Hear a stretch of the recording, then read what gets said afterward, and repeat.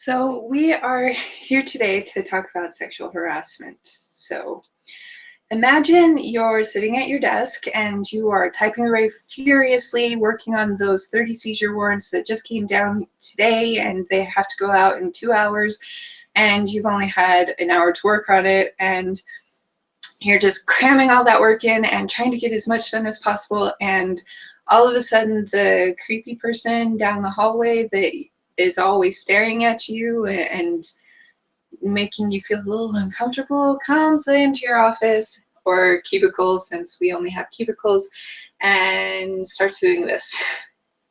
It's a little bit uncomfortable. I know that I would not be comfortable with that situation. So, does anyone know what the 3 categories of sexual harassment are? Okay. The definition of sexual harassment is unwanted sexual advances, requests for sexual favors, or visual, verbal, or physical conduct of a sexual nature. So the 3 categories are sexual advances, requests for sexual favors, and the visual, verbal, sexual nature comments. So first one we're going to talk about is unwelcome sexual advances. So it's, have you ever seen Legally Blonde? There's a scene in that movie where Elle is talking to her professor, who has also hired her as an intern for the moment, and he takes her into his office, and they're sitting there talking about the case, and he just reaches forward and starts talking, like touching her knee, and talks about, she's his intern and he has power to help her with things, and all of a sudden it's a sexual situation, and she is offended and she just quits her job and walks out of there. And later she helps get him back for that whole situation. But that is the kind of situation that falls under unwelcome sexual advances. It can happen between anyone, and anyone can do it, male, female, whatever. And so just know and be aware of what it is. The next is requests for sexual favors. Sometimes this falls into the category of where you're sitting in your office, you're a secretary for a big boss, and all of a sudden he calls you into his office and asks that you perform something that falls into the sexual favors category, and you know that if you don't do it, then the boss will demote you, he'll fire you, whatever, and that is a sexual favor, sexual harassment situation, and this is not good. Next one is offensive remarks about a person's sex, and this can be offensive remarks about transgendered people or homosexual people, or talking about women or men in any kind of sexual manner. So an example is, she had really big, don't finish that sentence. Don't even start that sentence, because that is sexual harassment and it'll get you in trouble. So also what falls into that category is doing generalized statements. So saying all men are stupid or whatever, because I know women do this sometimes.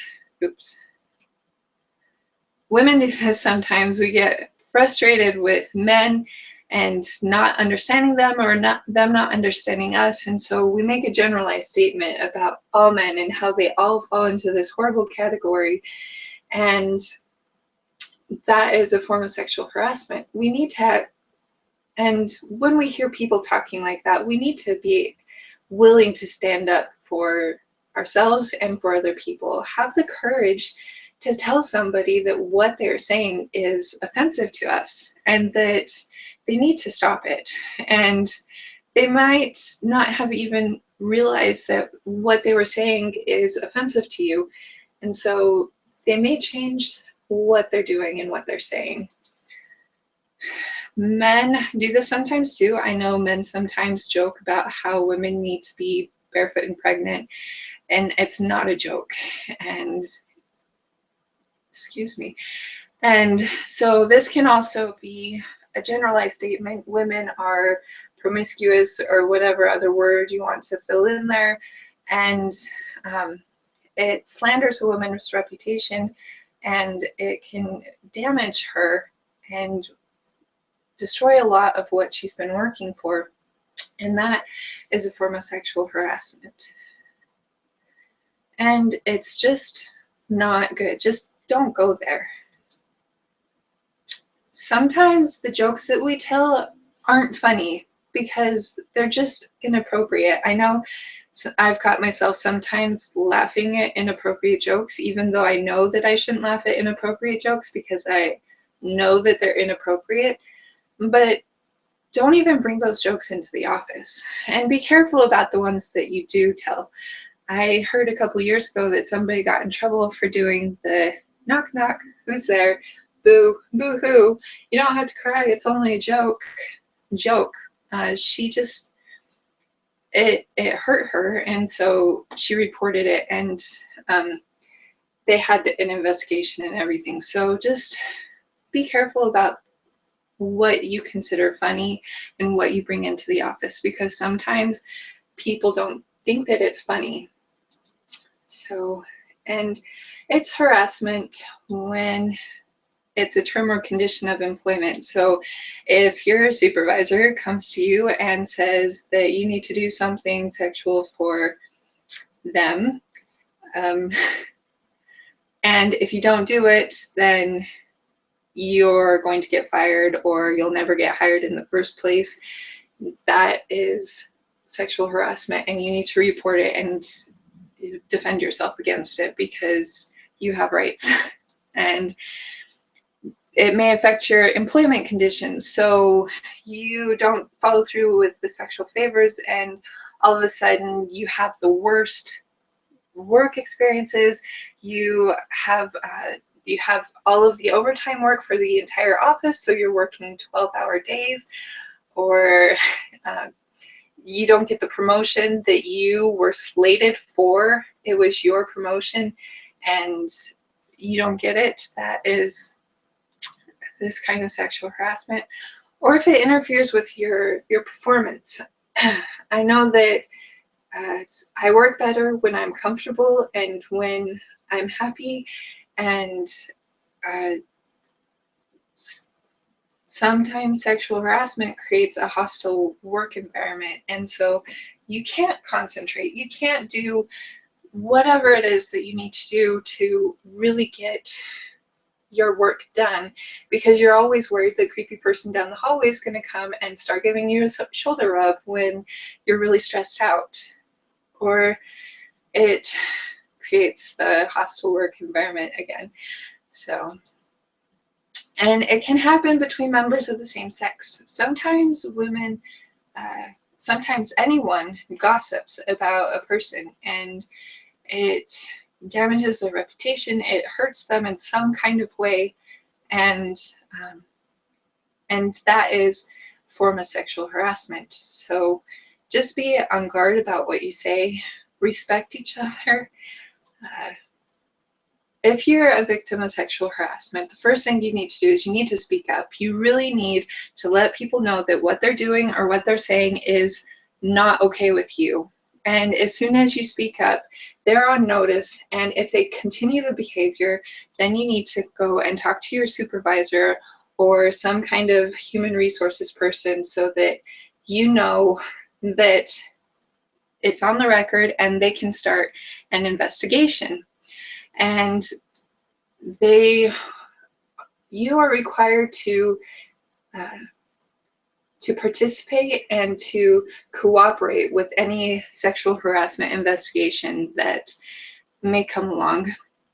And just know that any kind of report is confidential, and that you don't have to worry about it coming back and hurting you. And then just be careful. you're protected against retaliation, but make sure that it is a legitimate claim when you do it, because if you file a false claim for sexual harassment, then you will get into huge trouble, and it's just not worth it. So just treat each other with respect. Treat the workplace with respect, and respect yourself, because it's important to have those boundaries and that respect to create a good environment, to have a good work experience. So just stop it. If you are participating in sexual harassment, if you're a victim, just stop it. Report it, do whatever you have to do to get it to stop, because it's not worth it. And I know that some of you are anxious to go and look up all of the statutes regarding sexual harassment and what is and what isn't covered.